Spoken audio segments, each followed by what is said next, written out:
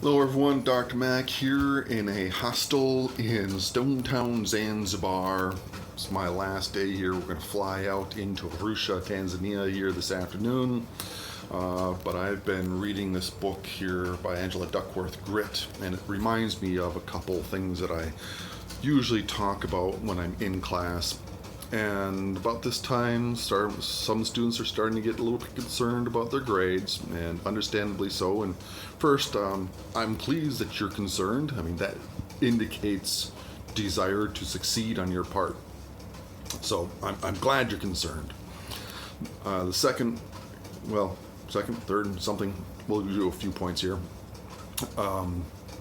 is give yourself some credit. You can do this.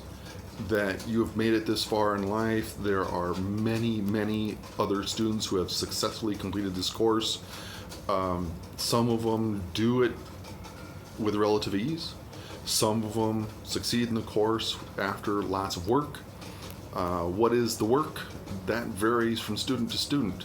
Some students are really good at the math. Some people know where the places are on the surface of the earth.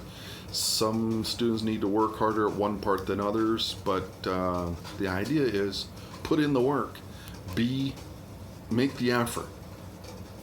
You've made the effort in other parts of your life. Make the effort in this class.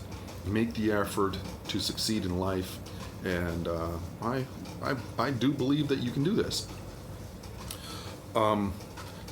One way to make this, to be successful, is to break down complex problems into smaller pieces.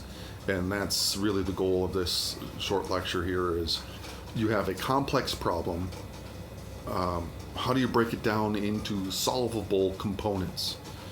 Go back all the way to World War II and nuclear fission and bomb, and you don't just step right out there and make a bomb.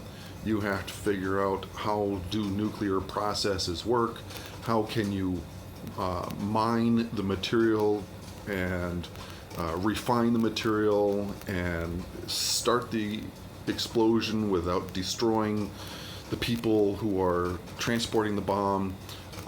Maybe that's a bit of a gruesome non-geography example, but where I'm getting back to here is the orographic effect. And when we are trying to find the temperature as you go up and over a mountain and back down valley to the other side, those formulas have several components to it. And you don't just immediately say the temperature on one side and the temperature on the other side. You have to break it down into several smaller pieces.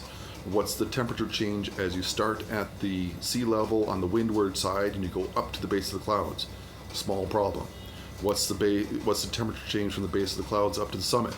Another part of the problem. What's the temperature change as you go from the summit back down to the valley on the leeward side? Now you've got your third part of that overall problem. You've broken it down into three pieces. But each of those in turn have their own smaller pieces. What is the change in temperature at each step? What is the change in elevation at each step? What was your starting condition?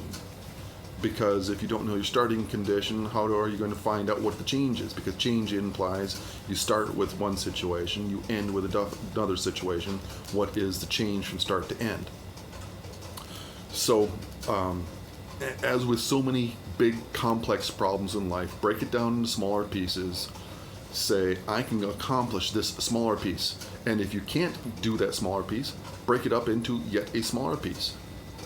Until finally you get to a place where, I can do that. And once you have that, now you have the inputs into your next more complex problem. I hope that is somewhat helpful and reassuring to you. Okay, Dr. Mac, Stonetown, Zanzibar. Bye.